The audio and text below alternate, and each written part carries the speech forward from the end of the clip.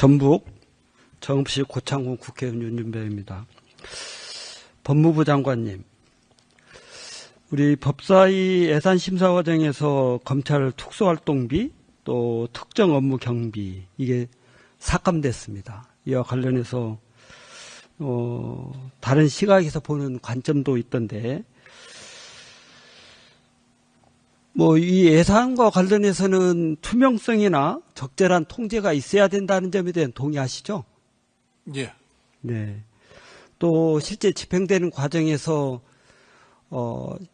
국민들의 눈높이에서 볼 때 적절하지 못한 행태들이 있었다 하는 점에 대해서 언론 보도를 통해서 꽤 나오던데 이런 부분이 있다는 점은 이해하시나요? 동의하시나요?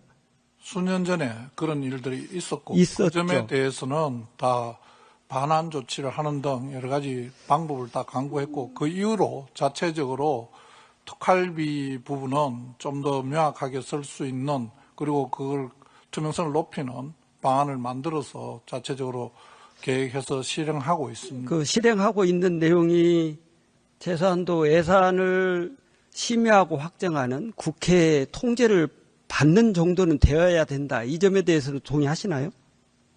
저희들이 최대한 국회 예산 심의권을 존중하려고 합니다만 특활비라는 그 비목의 본질적인 의미가 기밀 유지의 필요성이라고 되어 있습니다. 그런데 이제 본질적인 내용이 기밀 유지라고 하는 미명하에 실제 그 내용이 원래 그 용도대로 사용돼야 되는 그 방향대로 이행이 안 되고 있는 면이 있다 하는 내용에 대해서는 국회에서 들여다보고 확인할 수 있어야 되지 않겠어요?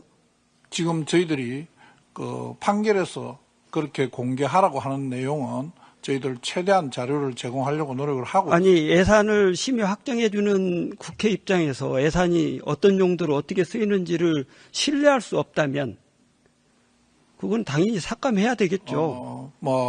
법사위원장께서 여러 번 이야기하신 정보비 국정원 예산 관련해서 정보에서 감사하는 방법에 대해서 말씀하시는데 거기는 정보위는 별도의 보안 서약 규정도 있고 그걸 위반하는 경우에 처벌 규정도 있습니다. 그렇지만은 법사위에서는 그런 안전장치가 마련되어 있지 않기 때문에 저희들이 특활비, 특정 업무 경비는 전혀 다른 문제이고요. 특활비 부분은 내용은 그걸 하고 있고 특정 업무 경비는 전혀 다른 문제고 우리 정부의 공직자들, 저도 공직자를 해봤습니다만 공직자들이 본인의 아성 속에서 본인은 떳떳하고 청렴한데 왜 외부에서 믿어주지 않냐 이렇게 얘기하는 거하고 실제 제도적으로 통제될 수 있는 범위 내에 본인이 놓여 있어서 그 통제되는 시스템 속에 자기를 놓고 제대로 그 통제에 따르면서 자기 관리를 하는 거하고 좀 다르죠. 그러니까 저는 최소한도 국회 통제에 제대로 임해야 된다. 그리고 국회 통제에 따르지 않을 경우에는 국회에서는 예산 삭감을 할 수밖에 없지 않을까 이런 생각을 합니다. 그래서 이 부분에 대해서 여러 가지 시각이 있을 수 있는데 기본적으로 예산 편성할 때 예산의 투명성 또 시스템적으로 받아야 되는 통제 이건 적절히 받아야 예산 심의 또 편성이 가능하다 이렇게 저는 생각합니다.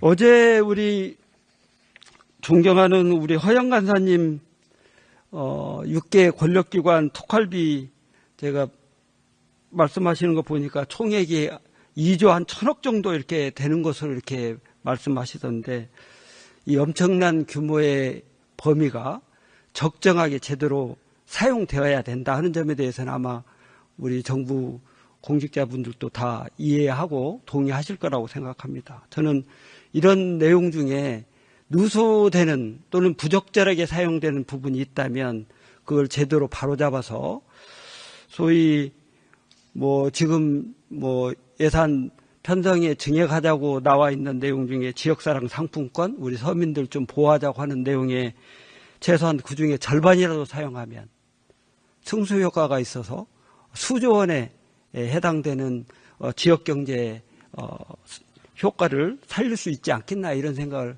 해봅니다. 그래서 이 부분에 대해서도 좀 더 엄격하게 관리를 할 필요가 있고, 엄격하게 관리되고 있는 내용이 국민을 대표하고 있는 국회의원들에게 소상히 전달될 수 있도록 이렇게 해주는 것이 올바른 길이다, 이렇게 저는 생각합니다.